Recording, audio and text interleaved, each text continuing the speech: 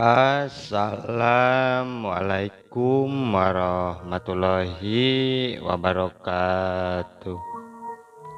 Wilujeng tepang dan udari sarmang kince. Alhamdulillah kanggo dinten ayeuna tiasa nepangan deui. Sataacana dipedar icarios simkuring nganuhunkeun kentos like, komen, sareng subscribe-na nya hatur nuhun.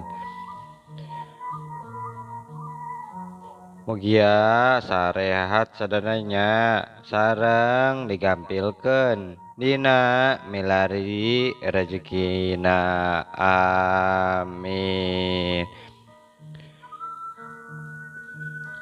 Urang nyarioskeun carios anu enggal akibat muja ka jurinya. Karangan Mang Nyalira nya muhun sanajan masajan oge mugia janten hiburan. Kumaha lajengna carios mangga urang kawitan.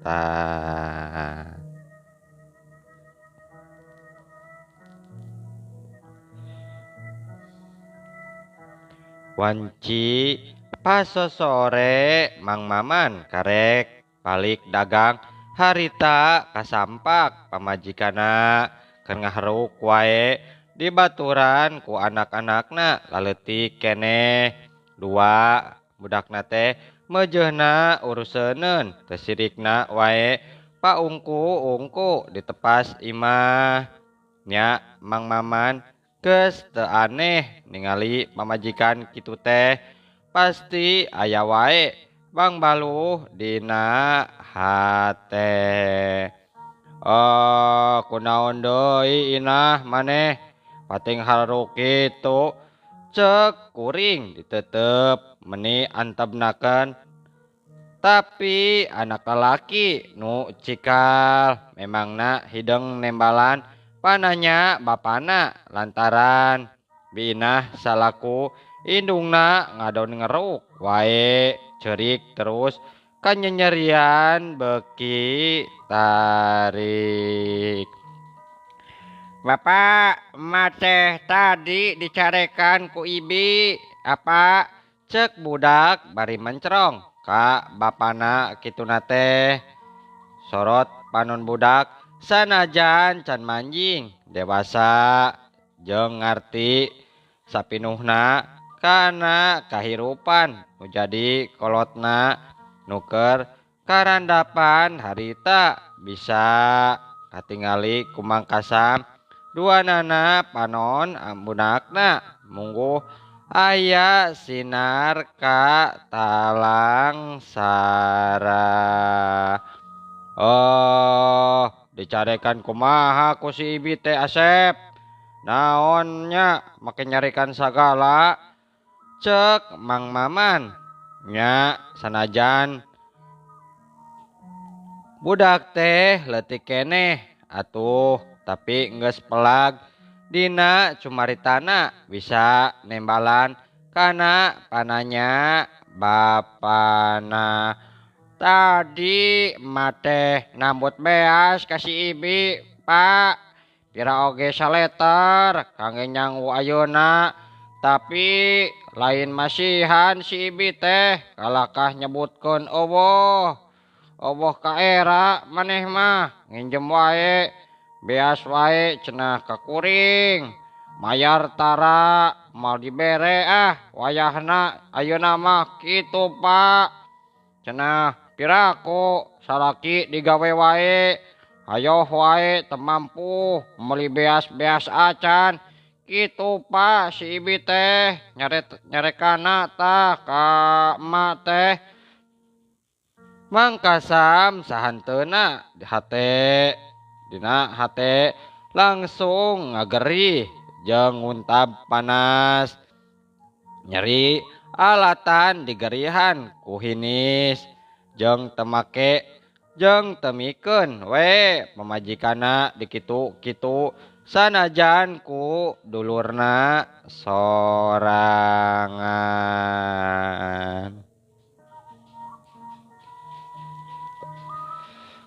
Tapi Mang Maman oge mikir dua kali teu wani ari kudu ngalawan mah sanajan kadulur solangan oge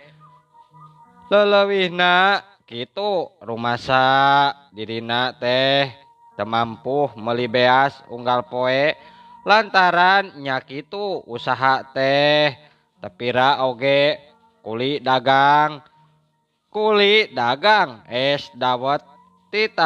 titaeun batur kadang rame kadang sepi bari batina oge can puguh sabaraha nya Mang Kasam ngodok saku calana bari cingogo di hareupeun anak pamajikana pok nyarita nanya deui. Yeuh akang teh poe mah mawa bati sakieu nyai jug gera belikeun kana beas gera nyangu mahitah jeungeuna sugan pek belikeun jeung deungeuna nya hampura akang teh can bisa mawa duit anu cukup pikeun bisa mayar hutang nyai duh hampura nya cek Mang Maman bari ngasongkeun duit 20.000 ka mamajikan nana nya kubi inah ditampanan sakitu oge syukur salakina make bisa mawa duit. Hatur nuhun Kang sakieu oge rezeki abdi ti salaki cek widinah sorana masih dumareda tapi budakna mah tanggah ka indungna nu harita ngajugjug nangtung maksudna mah arek indit ka warung meuli beas pok harita Asep nyarita sorana sarua dumareda keneh mak ke abdi wae meser beas namanya ka warung jug atuh meser beas jang sakilo asin sabungkus kitunya pas 20-heun ieu teh cek indungna deui atoheun anakna daekan ka warung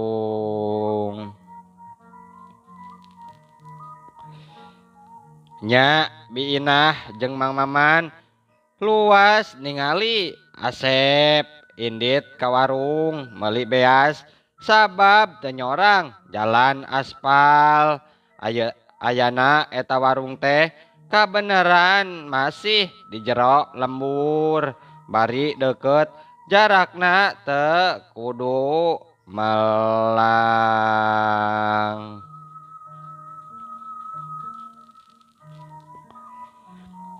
nya Mang Maman geus kitu mah gura-giru indit kapancuran rek bebersih awakna nu karasa cepel jeung araratel ku kesang mungguh teu ngeunah da tacan mandi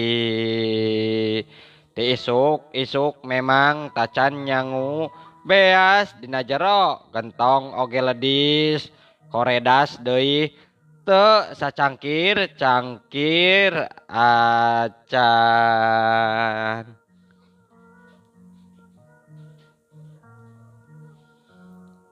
nya budakna balik ti warung mawa beas sakilo asin buleud sabungkus sesana 500 perak deui kana cengekeun cenah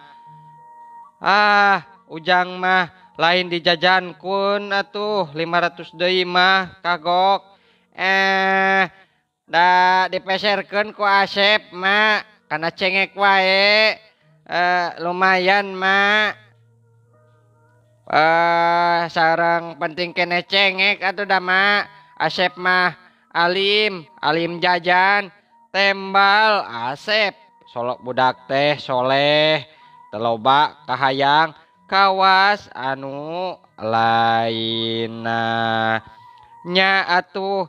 asuh tuh deui jug nyeha kaditu karunya mak mah ayeuna rek nyangu heula mangga mak bade cek budakna unggek bari ngalawan ngawalon pondok terus nyamperkeun adina nu harita Mang Maman adina harita keur ulin sorangan ditepas sedengkeun Mang Kaman indit ka masjid gesan salat magrib anak nama teu diajak.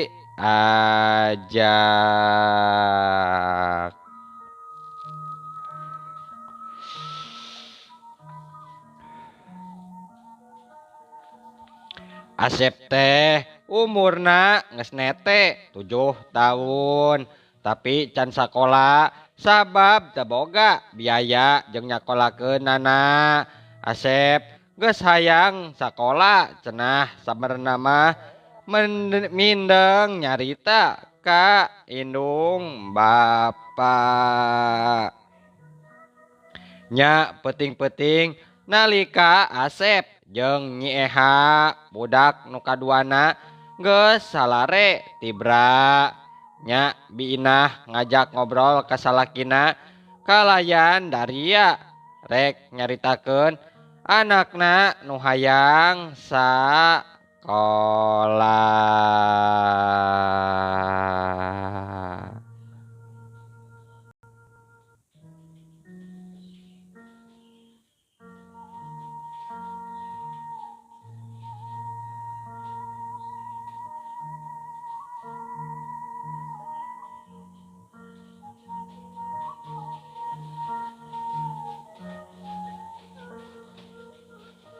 Mang Kasam, Mang Maman rada rumahuh memang dirina oge atuh teweleh mikiran kumaha carana anakna nu salila ieu nu sakuduna geus waktuna sakola tapi can keneh meunang jalan geusan cara nyumponan nana. Akang budak teh meureunan hayang puguh boga pangalaman Kang ka sakola. Akang karunya nya ka abdi ningalinana jeung mun pareng mah Kang ngadenge barudak lembur teh dijejeleh wae ka si Ujang pedah katinggalna cicing wae di imah si Ujang teh Kang tara ka mana-mana hate abdi teh Kang meni nyeri. Ngan leuheung Nyai budak teh tara ngalawan untungna teh inah keun we atuh da Kang oge sarua keur mikiran ieu teh duh kumaha sangkan budak bisa sakola cara batur enya nganti mana modal jeung daftar sakola teh atuh Kang sakaligus mayar SPP bulanana pan ayeuna mah sagala mahal Kang piraku urang teh kudu unjam injem deui mah duh kadulur pan geus teu percayaeun geuning Kang ayeuna mah injem bias oge pan ngadon dicarekan geuning. Nyai taya deui cara ieu mah Akang kudu maksakeun maneh nginjem duitnya ka engkong cengli dunungan Akang inah salila dagang sedagang peci sugan atuh ayeuna mah jol percayaeun wae jeung mere nginjem ka Akang da batur oge osok ngadon nginjem duit mah sugan dibere eta oge inah nya tah atuh Kang sugan wae cobaannya nginjem ka engkong sugan dibere tapi Kang sakirana matak berat mah ka urangna ulahnya terus tersanggup mayarna mah kumaha keh kajeun entong cek abdi mah Kang entong injem keteh hutang gede anu lainna oge pan can kabayar hutang teh duh loba teuing hutang Kang hirup teh nya atuh nyai kon isukan akang erek nyobaan heula nya nyobaan nyarita ka si Oding badega satiana engkong teh ya pikeun negrakeun pamaksudan akang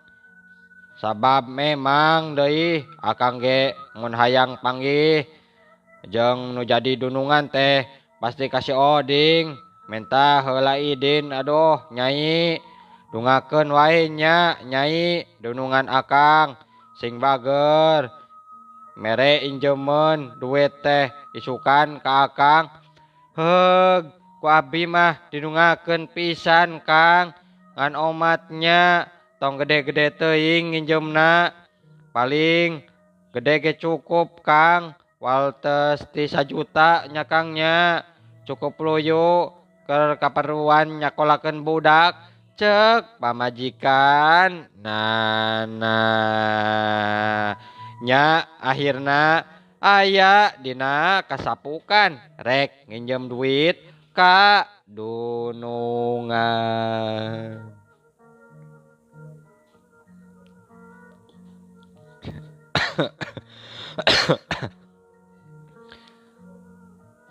atuh geus kitu mah reup wae sare duanana talibra pisan dina peuting eta mah bangun taya karingrang ayeuna urang kocapkeun wae isukna Mang Maman geus saged make baju paranti dagang pikeun indit dagang peci ayeuna mah di jongko pasar tempat nu matuh nya kubi inah dijajabkeun di buruan imah ditonggongeun tonggong salakina ditetep meh teu kicep-kicep kituna bari ngumpat dina jero hate aduh sanajan leutik dina usaha tapi gede kanyaahna katut perhatianana keluarga akang teh beki tega mun ku aing kudu ditinggalkeun teh salaki aing bakal kumaha boa mun kitu teh duh cek garantes hate biinah sarta saenggeus jirim salakina leungit tina tetepan mah lebah pengkolan biinah gancang asup ka jero bari ngasuh budak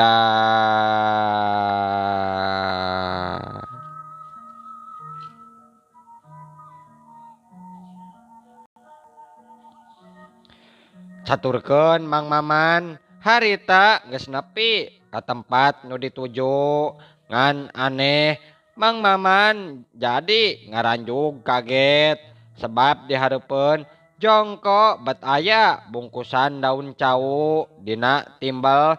kaayaana ngagoler kitu bae bari dirungkup ku injuk puringkak sabulu-bulu ngaladak asa carangkat bari pating sariak mangsa netep kana bungkusan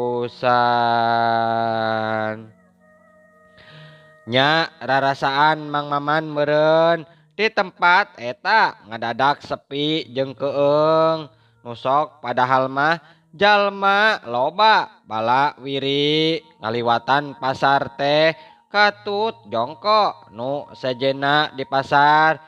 langit nu tadina caang da puguh kerwanci beurang kumang Maman mah ngadadak wae katingali poek naangkeb rada jiga tanda nurek turun hujan mega bodas rubah warnana jadi kulawu ngampar di awang-awang nutupan panon poe katut langit numbulao. Mang Maman cek tentepoanana di patempatan teh bat loba jalma nu make baju sing sarwa bodas lempangna ngageleujeng wae jiga tenapak kana lemah jeung beungeutna sarua kabeh aneh deui tetepanana teh bet marlong kosong teu rumrah cara netepna panon jelma anu ilaharna nya tika anggangan katingali aya kareta kuda kencana warna bodas dibarengan ku angin nu ngagelebug tarik pisan di patempatan eta nya kaayaan eta kareta kuda kencana diwangun ku potongan hulu buaya nu calangap kalayan dihias ku borelakna emas katut berlian sarta kusirna wanoja gelis nu dikawal ku dayang-dayang satiana nu sarua gelis.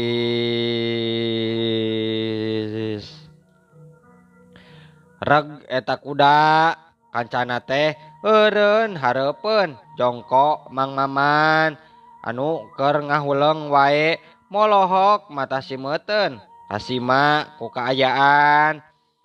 sarta saurang dayang diantarana tembong ngagupaikeun leungeun kapalebah bungkusan daun cau nu masih tetep ngagoler.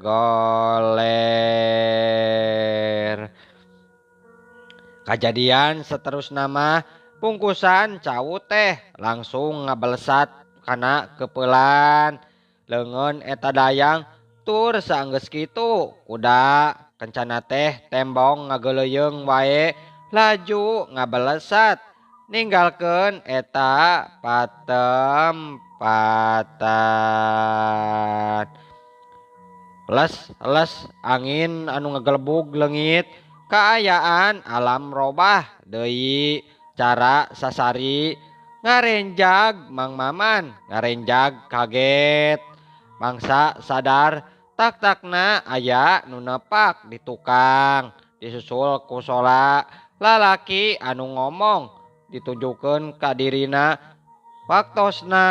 seepnya cenah waktosna kabujang seep muhun insyaallah enjing atanepi pageto tiasa dilajengkeun deui mangking ce ngaturkeun wabillahi taufik wal hidayah wassalamualaikum warahmatullahi wabarakatuh.